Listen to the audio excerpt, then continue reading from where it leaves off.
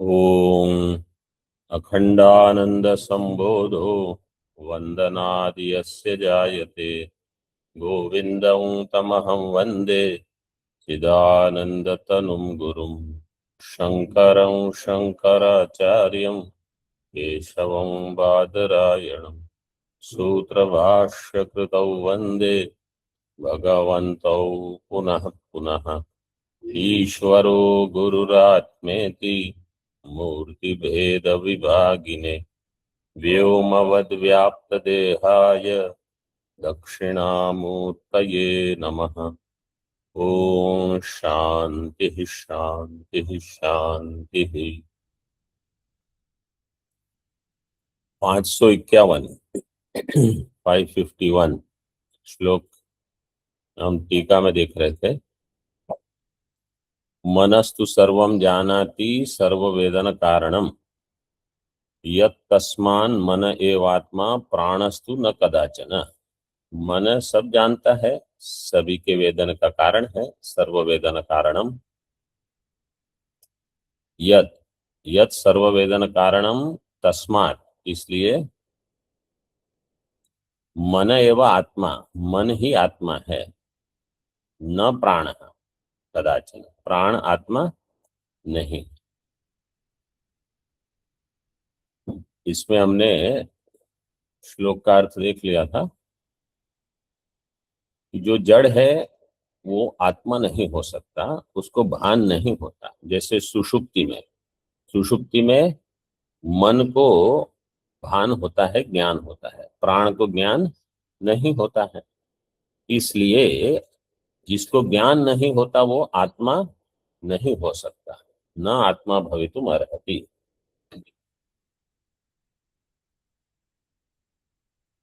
टीका में देखिए चतुर्थ पंक्ति में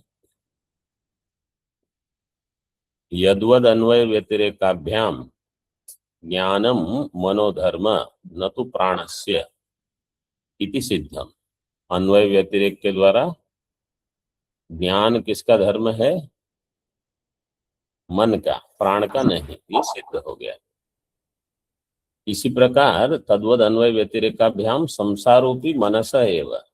अन्वय व्यतिरेक के द्वारा संसार भी मन का है, ये भी सिद्ध हो गया। आगे देखिए, यथा स्वप्ने स्ववासना भी केवलम चित प्रतिबिंब मात्रेण मनः प्राणादि जगन निर्मिमीते तथैव जाग्रत्यपि सर्वं सृजति। जिस प्रकार से स्वप्न में, यथा स्वप्ने स्ववासना भी, अपनी वासना के द्वारा केवलम चित प्रतिबिंब मात्रेण, चैतन्य का प्रतिबिंब जब मन में उपलब्ध है तो मनः सर्वं सृजति। स्वप्न अवस्था में प्राणादि जगन निर्मिमीते, निर्मिमीते में धातु क्या है? प्रमाणादि स्वामी जी, प्राणादि प्रमाणादि।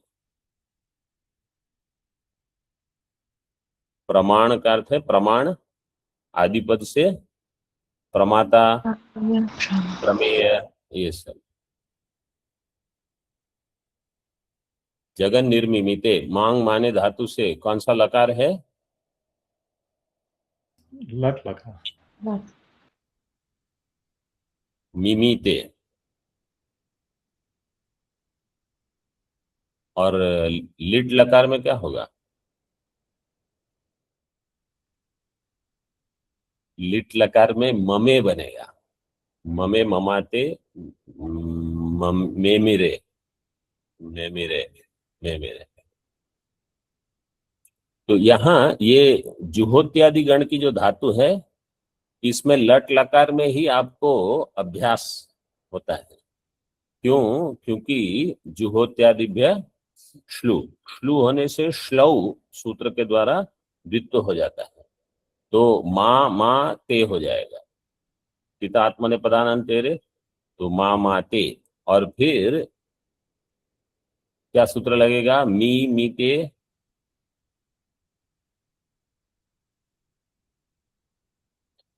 पहले मी के लिए ब्रियाम ईत एक, और दूसरा ई दीर्घ ई, हाँ क्या? हल्घो ई हल्यघो हो, ई दीर्घ है, तो मिमीते, तो पहला मी आएगा जो वो है ब्रियामी से, और दूसरा दीर्घ ई आएगा, तो इसलिए मिमीते, निर्मिमीते। तो लट लकार का ही रूप है, जगत का निर्माण करता है कौन? मनः। तथैव जागृति अपि सर्वम सृजति, इसी प्रकार जागृत में भी सभी की सृष्टि करता है। उक्तंच, अभी मांडुक्य की अद्वैत प्रकरण की कारिका है ये। यथा स्वप्ने द्वयाभासम, अच्छा इसका पाठ कर सकते हैं। यथा स्वप्ने द्वयाभासम स्पंदते मायया मनः, तथा जाग्रद्वयाभासम स्पंदते मायया मनः।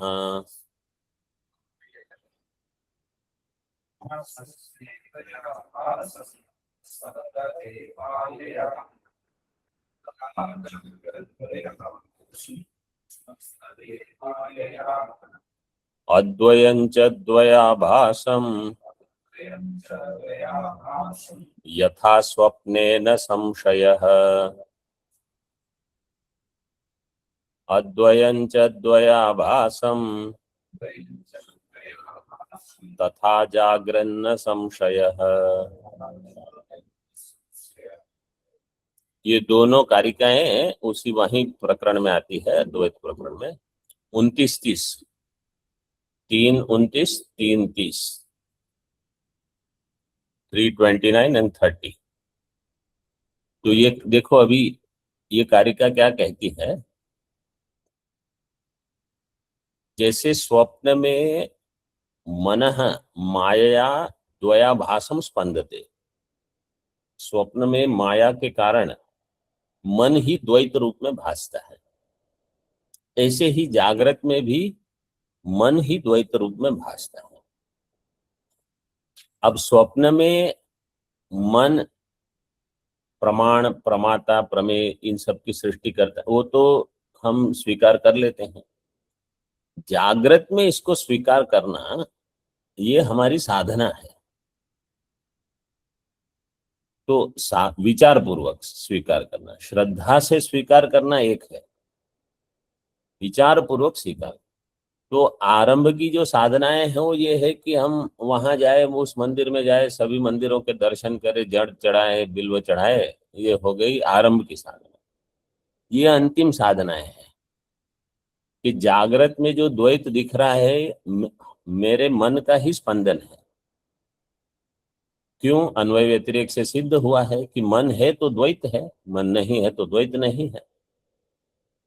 ये मुख्य साधना बनेगी।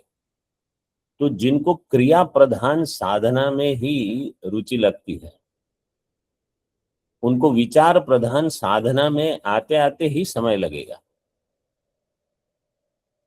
क्यों? क्योंकि यहाँ विचार से अज्ञान को काटना है और क्रिया से नहीं।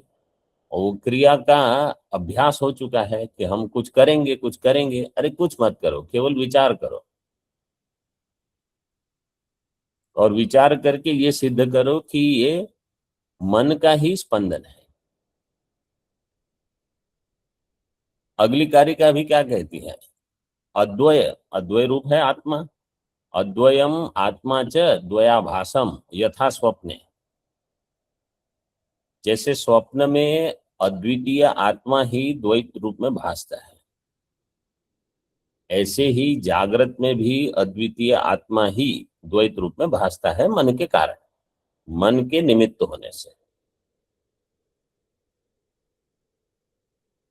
अब जो लोग एक जीववाद कुछ सुने हैं अथवा कुछ सुना है पहले, तो एक जीववाद में भी आत्मा और अविद्या एक ही जीव है। आत्मा और अविद्या को लेकर बाहर विषय दिखते हैं।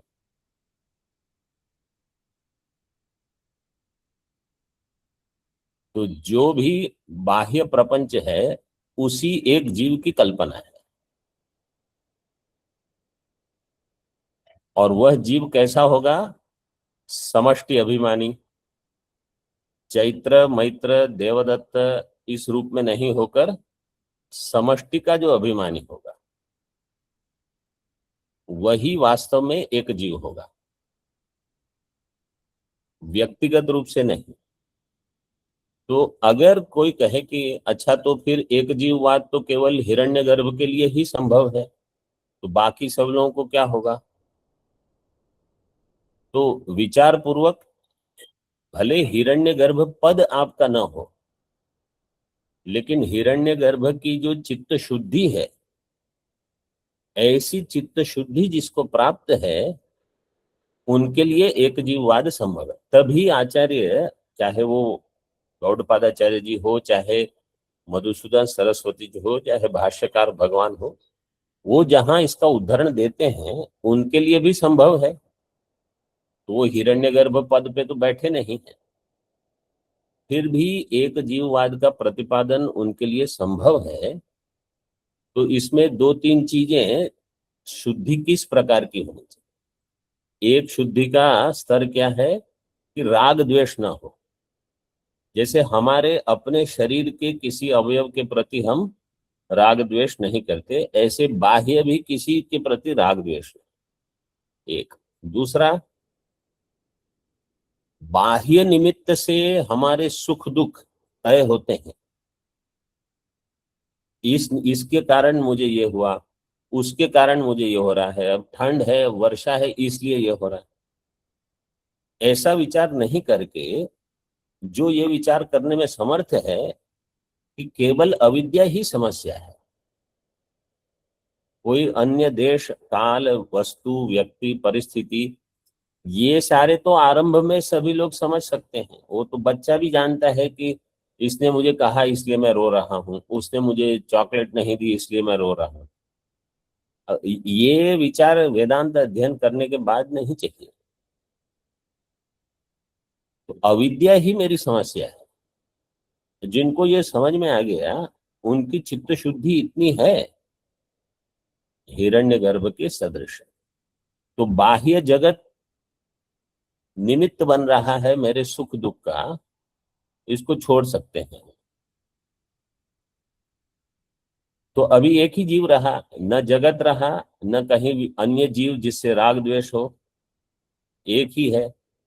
इस प्रकार से जो सोच सकता है, ऐसा जो विचार करने में समर्थ है, उनके लिए ये जो कारिकाएं यहाँ उद्धृत हुई है, तथा जागृत द्वयाभासम स्पंदते मायया मनः अद्वयम च द्वयाभासम तथा जागरण न संशय, अद्वितीय आत्मा ही जागृत में द्वैत रूप में भासता है, ये संभव है।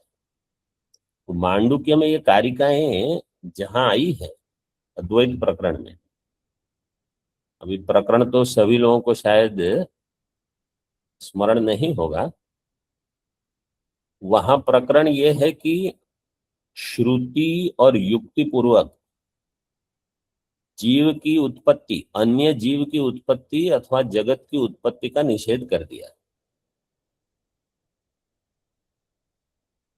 और उत्पत्ति के निषेध होने से न जायते ये सिद्ध हो गया। तो फिर बाहर जो द्वैत दिख रहा है वो क्यों है? क्योंकि श्रुति युक्ति से उससे तो सिद्ध हो गया कि उत्पत्ति है ही नहीं। तो अभी किसी न किसी को निमित्त बनाना पड़ेगा।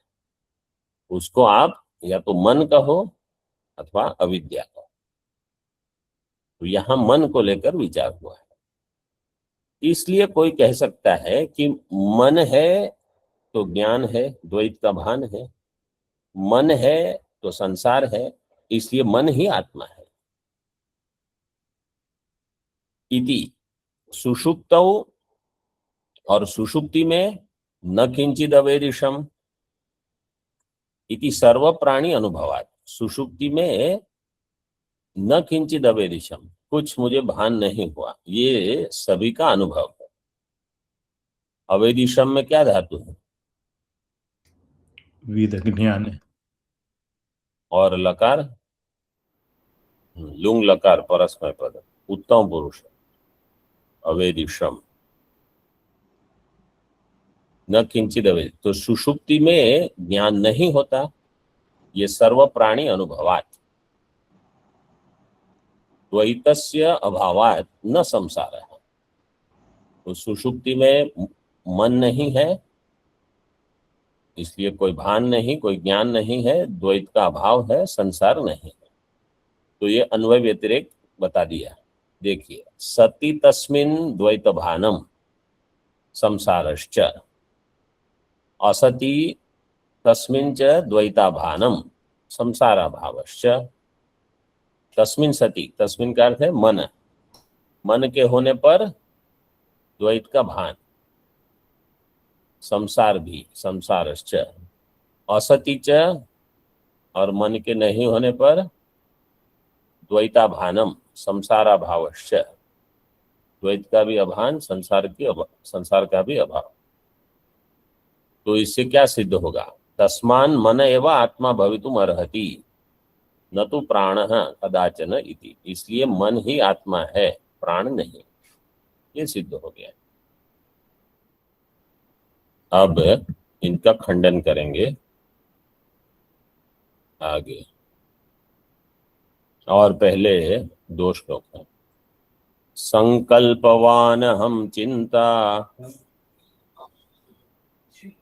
वान हम च विकल्पवान इत्याद्यनुभवादन्यो अंतर आत्मा मनोमयः।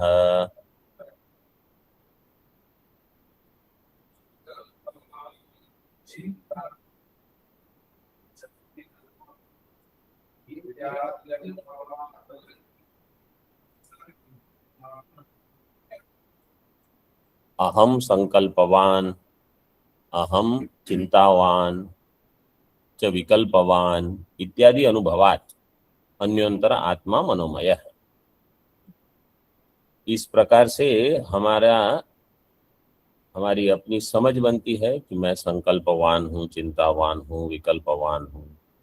इन सभी अनुभव को लेकर अन्योंतर आत्मा मनोमय है। और भी आगे, इत्यादि श्रुति सद्भावात युक्ता मनसा आत्मता इति निश्चयमेतस्य दूषयत्यपरो जडः।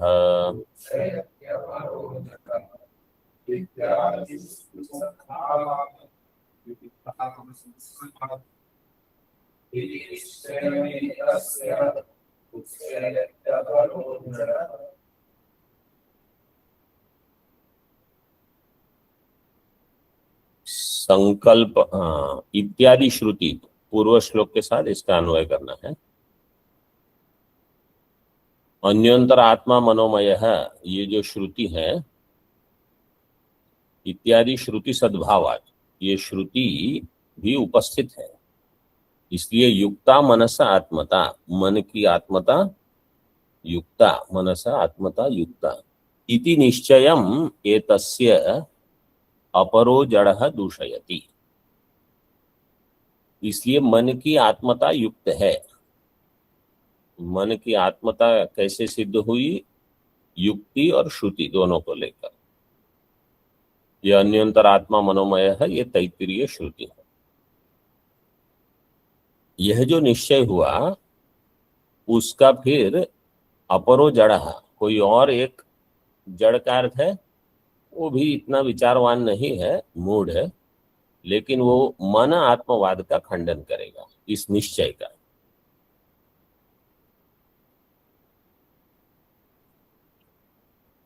संकल्पवान अहम, अहम संकल्पवान, चिंतावान च, चिंतावान का अर्थ क्या है? मैं चिंतन कर रहा हूं, ऐसे। विकल्पवान इत्यादि अनुभवात, ये सारे अनुभव हमारे होते हैं। तथा अन्य, अन्योंतर आत्मा, अन्योंतर का अर्थ कैसे करना, अन्य का अर्थ है प्राणमयाद भिन्न है, प्राणमयाद अन्य, अन्य अंतर आत्मा मनोमय, तो प्राणमय से भिन्न कोई मनोमय आत्मा है ऐसा श्रुति कहती है। वो अहम शब्द का अर्थ होगा, आत्मा का अर्थ है अहम शब्दार्थ, अन्योंतर आत्मा मनोमय इत्यादि श्रुति सद्भावात, इत्यादि श्रुते है सद्भाव, श्रुति सद्भावात में समास विग्रह किया, श्रुते है सद्भावात। प्रमाणात, श्रुति सद्भाव का अर्थ है यहाँ प्रमाण है। मनसः आत्मता युक्ता, मन आत्मा है ये युक्त है, यहां तक मन आत्मवाद हो गया। तो जिनका समझो पूरे दिन भर मन से ही तादात्म्य है, मन रूप ही वार्तालाप चलते रहता है अंदर, उनके लिए यही सत्य है। अभी वो कहाँ तक पहुंचे हैं यात्रा में, मन आत्मा यहां तक पहुंचे हैं। वो पूरे दिन भले मन सात्विक हो, सात्विक राजसिक तामसिक होना अलग है, लेकिन आप मन के स्तर पर जी रहे हो कि बुद्धि के स्तर पर जी रहे, विचार करने का सामर्थ्य है कि संकल्प विकल्प ही चलते रहते हैं दिन भर, और कुछ चिंताएं, ये विचार चल रहा है पूर्व में क्या हुआ था, और पूर्व में क्या हुआ, और पूर्व में अब आगे क्या होगा। तो ये मन आत्मवाद वाले, एतस्य आगे मन आत्मवादिनो निश्चयम अपरो अन्यो जड़ो मूढ़ बुद्धिर दूषयति तस्मिन् मनस आत्मत्वे दोषान दर्शयति कथम इत्यादि ना। ये जो मन आत्मवादी है उसका निश्चय, निश्चयम अपरो अन्यो जड़ो, कोई अन्य जड़ है मूढ़ बुद्धि, उसका दूषण करता है। दूषण करना मतलब उसमें दोष दिखाता है, ये समझ ठीक नहीं है। तस्मिन् मनस आत्मत्वे दोषान दर्शयति कथम, बुद्ध्यात्मवाद है। बुद्ध्यात्मवाद का अर्थ क्या है, नहीं मतलब संस्कृत में आपको इसकी पहले बुद्धि एवं आत्मा इति वाद का अर्थ क्या है। हाँ, ऑनलाइन वाले कोई बताए बुद्ध्यात्मवाद का अर्थ क्या है। बुद्धि एव आत्मा वदति इति बुद्ध्यात्मवाद। हाँ, बुद्धि वदन्ति। आत्मा वदति इति बुद्ध्यात्मवादिन, तो बुद्धि आत्मवादी हो जाएगा। बुद्धि आत्मा इति वदति सह बुद्ध्यात्मवादिन, प्रथमा हो जाएगा बुद्ध्यात्मवादी, वाद नहीं होगा।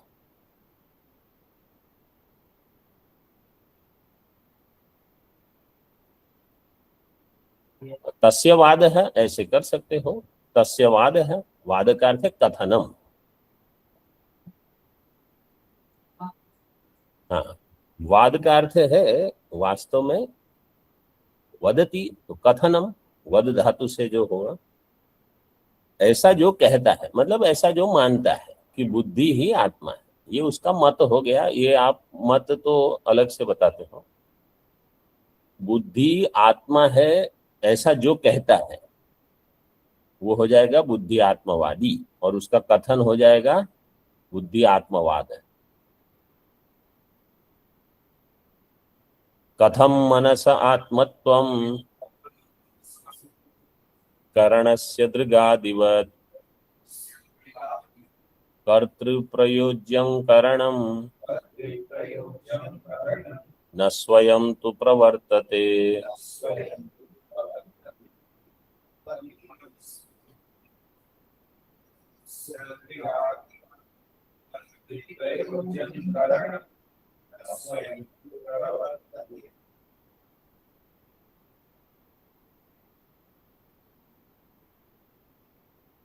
मनसः आत्मत्वं कथम? अब बुद्धियात्मवादी प्रश्न करते हैं। मनसः करणस्य समानाधिकरण, मन जो कि करण है, कैसे? दृगादिवत।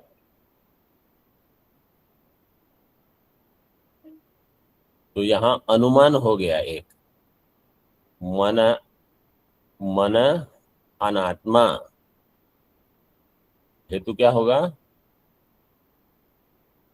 करणत्वात्। दृक्पथात्। दृष्टांत दृगादिवत। दृग का अर्थ है चक्षुरेंद्रिय,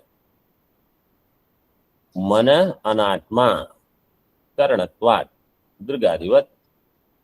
ये जैसे चक्षुर इंद्रिय आत्मा नहीं हो सकती, वो भी करण है, तो मन भी क्या है?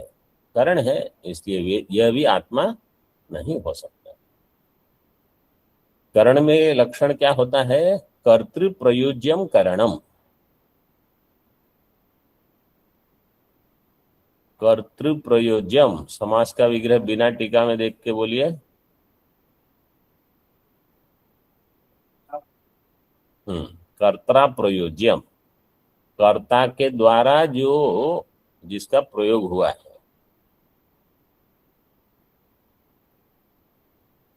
प्रयोज्यम, प्रयोज्य शब्द कैसे बनेगा?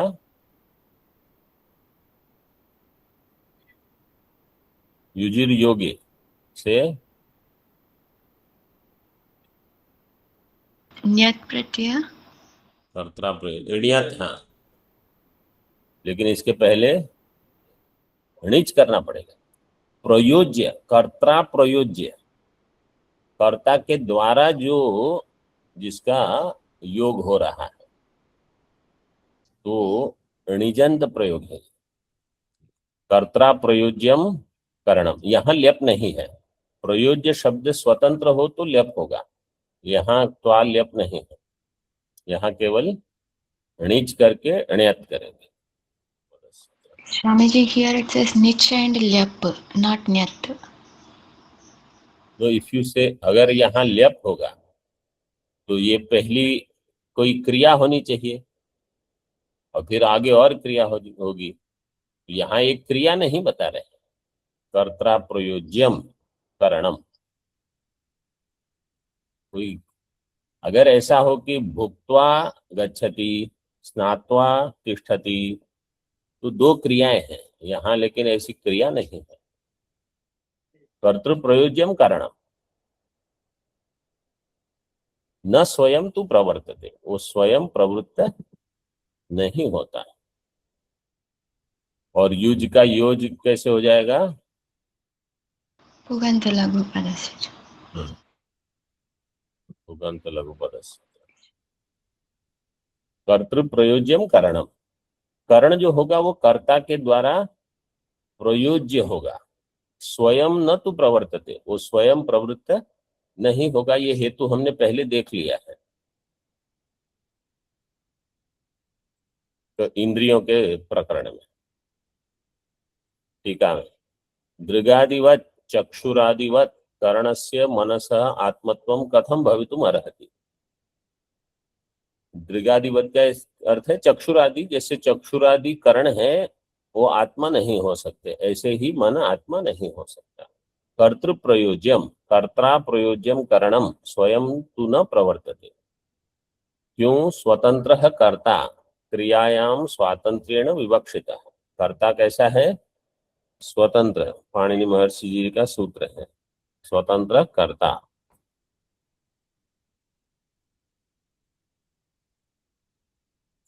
करणम तु साधकतमम, और करण कैसा है? साधकतमम करण। क्रिया सिद्धौ प्रकृष्टोपकारकम मनो नात्मा भवति इति। करण जो होगा वो साधकतम होगा, आपका जो भी क्रिया की सिद्धि में वो साधक होगा। क्रिया सिद्धौ प्रकृष्ट उपकारकम, उपकारक है, तो मन आत्मा नहीं है, मन क्रिया का उपकारक होगा, इसलिए मनो न आत्मा भवति इति। करण प्रयोक्ता यह कर्ता तस्यैवात्मत्वमर्हति। आत्मा स्वतंत्रः पुरुषो न प्रयोज्यः कदाचन।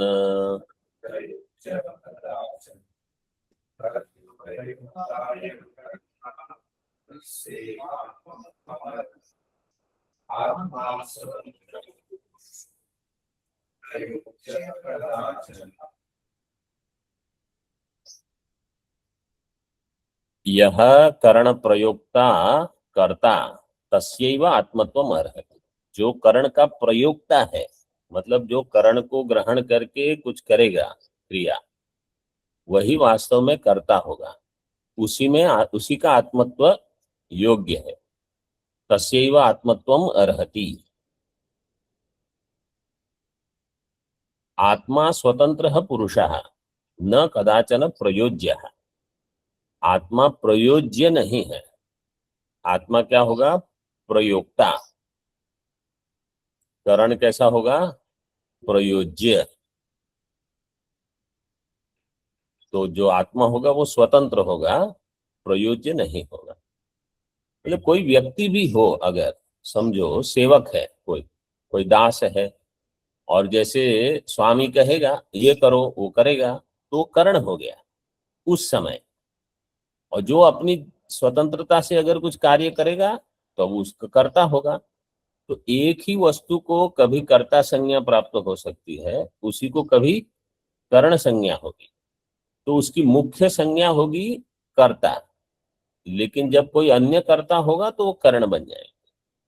जैसे जीव, समझो मूढ़ता जब रहती है जीवन में, तो अपने आप को कर्ता मानता है और सब कर्म करता है। जब वेदांत जीवन में प्रवेश होता है तो कर्म योग करेगा। तो जब कर्म योग करता है तो कर्तृत्व को शिथिल करना है। तो कर्तृत्व को शिथिल करने के लिए मैं कर्ता नहीं, मैं करण हूं, ये बुद्धि बनाने। ईश्वर के लिए मैं करण हूं। तो वही कर्ता, जहां कर्ता भाव था अब करण भाव आ गया। ऐसे लेकिन जो अपने आप को कर्ता मन मानते हैं और कर्ता मानते हैं, वो मूढ़ है।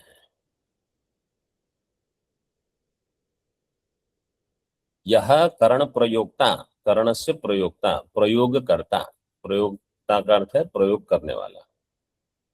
सहैव कर्ता तस्यैव आत्मत्वम अर्हति। उसी का आत्मत्व है। जैसे ये मोटरसाइकिल वगैरह होते हैं, ये भी करण है। एक स्थान से दूसरे स्थान पर पहुंचने के लिए उसका आप उपयोग करते हो, फिर रख देते हो। वो पूरे दिन अगर वो आपके साथ घूमे तो क्या परिस्थिति हो जाए। पूरे दिन छोड़ो, कहीं बाहर अगर वो अटक गए और थोड़ा उसको धोना पड़े आपको थोड़े समय तक, तो ही आप कहो भाई छोड़ो इसको। तो ये करण जितने हैं उनको अपना विश्राम भी चाहिए। जैसे थक जाते हैं, आंखें थक जाती है, हाथ पैर थोड़ा चलो फिर थक जाते हो, शरीर थक जाता है। तो ये आत्मा कैसे हो सकते हैं?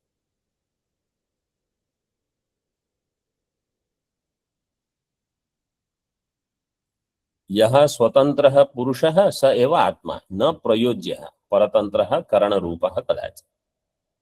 करण रूप, रूप शब्द पुल्लिंग में है कि नपुंसकलिंग में? नपुंसकलिंग। और यहाँ पुल्लिंग में दिया है। समास कैसे विग्रह करोगे?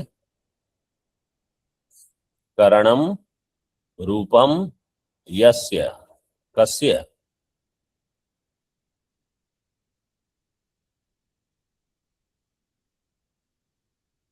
प्रयोज्यस्य। करणम रूपम यस्य बुद्धे। प्रयोज्य। नहीं, अभी बुद्धि आई नहीं, अभी तो मन का खंडन चल रहा है।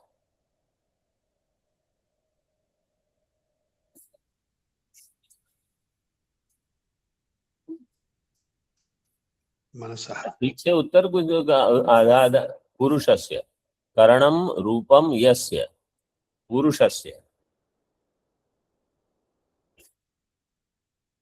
पुरुषस्य करण रूपम। हाँ, तो मनस मनस मन तो नपुंसकलिंग है ही, तो इसको अर्थ कैसे करना पड़ेगा? करणम रूपम यस्य आत्मनः स आत्मा करण रूप न, फिर न तो लगाना पड़ेगा, वह आत्मा करण रूप नहीं है, क्योंकि न है ना वहां वाक्य में, श्लोक में भी है, अथवा पुरुष है आपने लगाया, ठीक है। करण रूप है न आत्मा कदाचन, तस्मात् देहेन्द्रियासु मन आदि कार्य करणानि नात्मा पराधीनत्वाद् इति। देहेन्द्रियासु के बाद जगह है कि नहीं है? हाँ, लगानी पड़ेगी। हाँ, आप बताइए। देहेन्द्रिय, वहां असु शब्द है, देह इंद्रिय असु मन, क्योंकि प्राणात्मवाद हो गया पहले, उसका भी खंडन करना है। तो देहेन्द्रिय असु मन आदि कार्य करणानी न आत्मा, ये सारे पराधीन हैं, पराधीनत्वात्। कुछ कार्य है, कुछ करण है, ऐसे कार्य करणानी। तो देखिए अभी यहां अनुमान हो गया, देहेन्द्रियासु मन आदि कार्य करणानी न आत्मा पराधीनत्वात्। दृष्टांत क्या दोगे?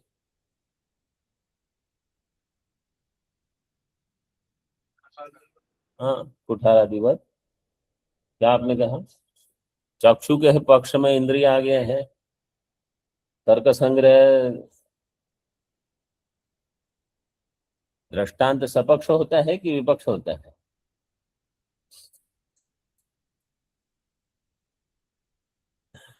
हाँ, ये अगर आप पढ़ोगे नहीं तो फिर होगा नहीं।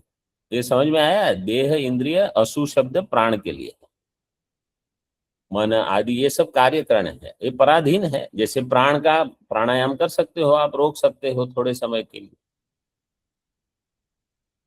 अहं कर्तास्मि अहं भोक्ता सुखीत्यनुभवादपि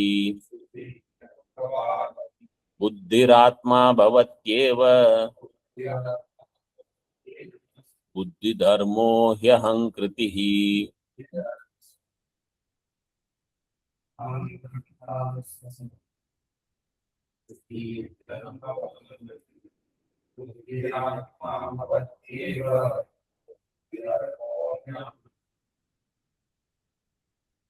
अहम कर्ता अस्मि, अहम भोक्ता अस्मि, अहम सुखी अस्मि इत्यादि अनुभवादपि बुद्धि ही आत्मा भवति एव।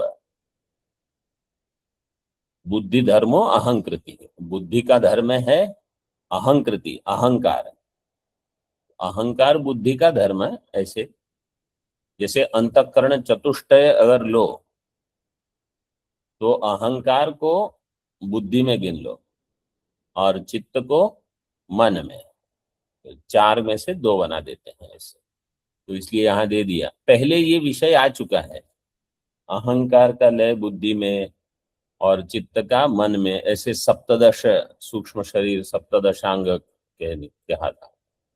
उसी को थोड़ा फिर से स्मरण करा देते।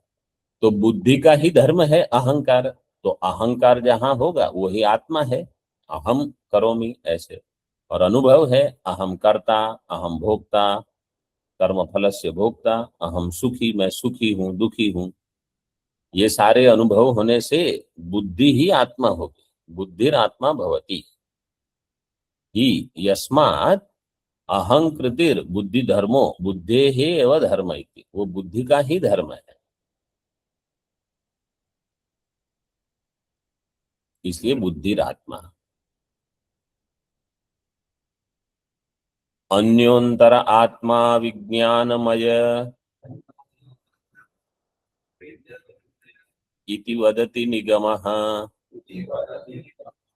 मनसोऽपि च भिन्नं विज्ञानमयम्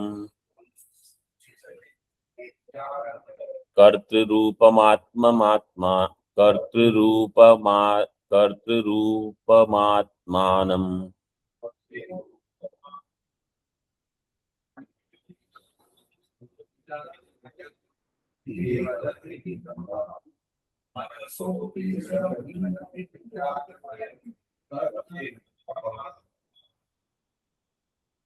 ये अनुष्टुप छंद को छोड़ के अभी अलग छंद में दिया है। अन्योंतरात्मा विज्ञानमय इति निगमः वदति। ये तैत्तिरीय श्रुति में आगे ये कैसे कहा है। अन्य, अन्य किससे अन्य? हाँ, मन से। मतलब मनोमय, मनोमय से अन्य। अंतरात्मा एक है विज्ञानमय। मनसोपि च भिन्नम, मन से भी भिन्न। विज्ञानमयम आत्मानं कर्तृरूपम निगमः वदति।